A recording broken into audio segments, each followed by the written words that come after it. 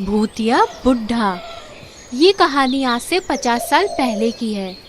रामू और उषा ने शिवपुर गांव में अपने लिए एक नया घर लिया था।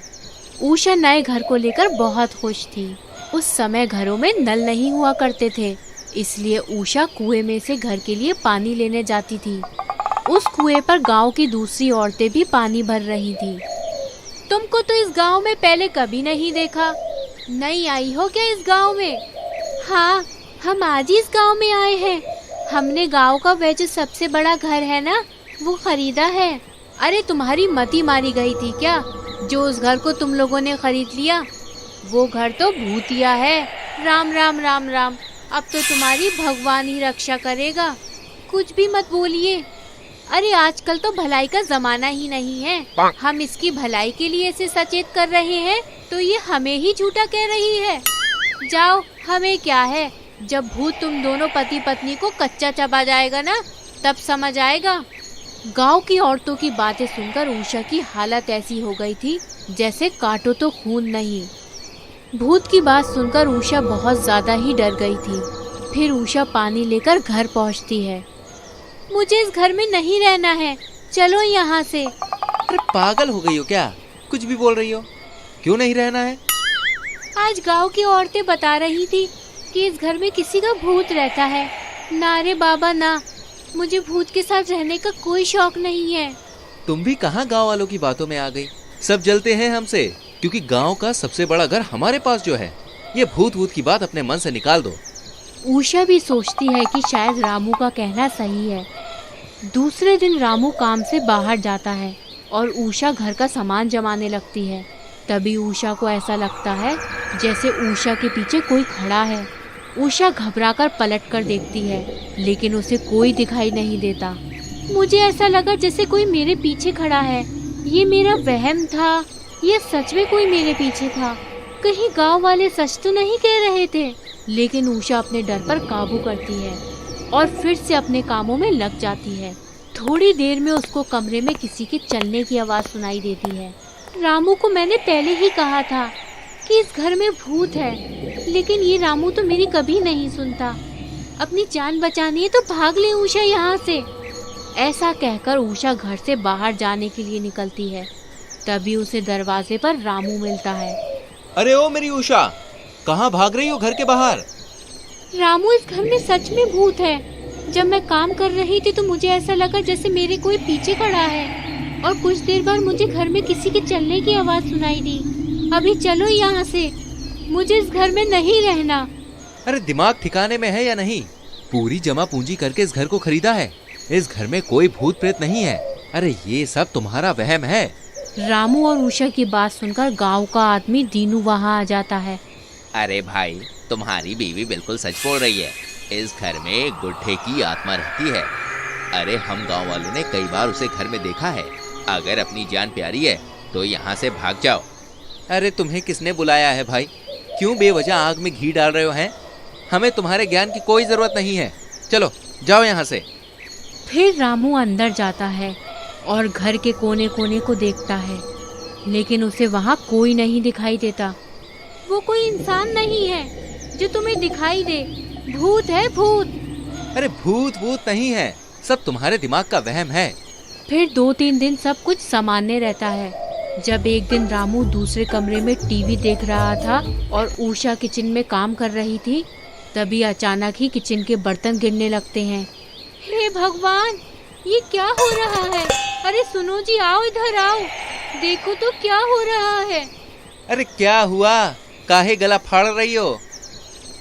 आंखें हैं ये बटन, दिख नहीं रहा है। सारे बर्तन गिर गए हैं। हमको तो लगता है गांव वाले सच ही बोल रहे थे। इस घर में जरूर कोई भूत प्रेत है। अरे भूत प्रेत घर में नहीं, तुम्हारे दिमाग में है। गांव वालों ने पता नहीं तुम्हारे दिमाग में क्या भर दिया है। बर्तन ही तो गिरे हैं, कोई पहाड़ तो नहीं टूट गया।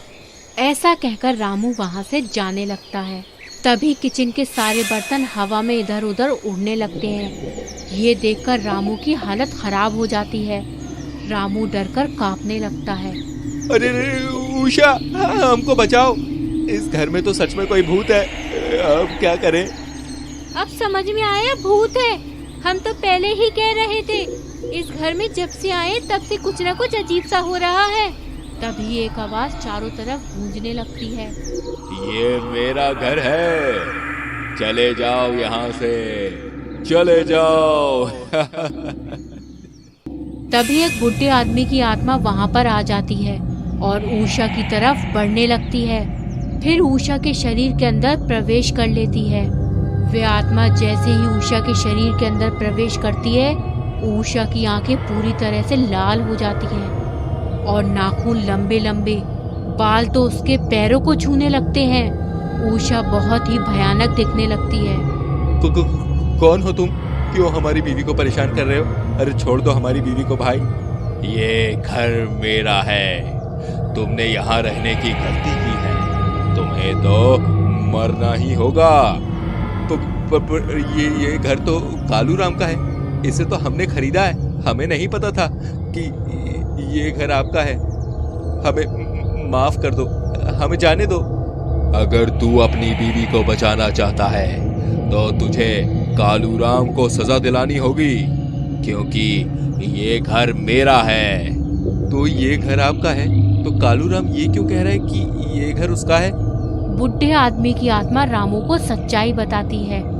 एक बार मैं तीर्थ पर जा रहा था, इसलिए मैंने अपने सारे जेवरात कालू राम को संभालने को दिए थे, क्योंकि मुझे उस पर सबसे ज्यादा विश्वास था। लेकिन लालच में आकर उसने मेरे साथ विश्वासघात किया।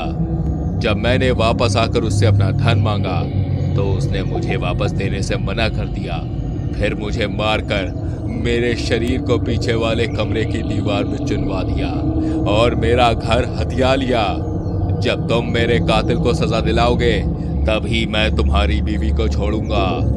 मैं तुमसे वादा करता हूँ कि मैं कालू राम को सजा दिलवाऊंगा और तुम्हारी आत्मा को भी इस घर से मुक्त करवा दूंगा। लेकिन मैं तुम्हारे हाथ जोड़ता हूँ, मेरी बीवी को छोड़ दो, उसे कुछ मत करो। फिर वो भूतिया बुड्ढा उषा को छोड़ देता है।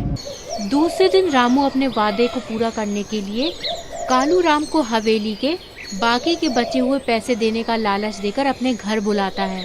इसी के साथ ही रामू पुलिस को भी इस घटना की जानकारी दे देता है।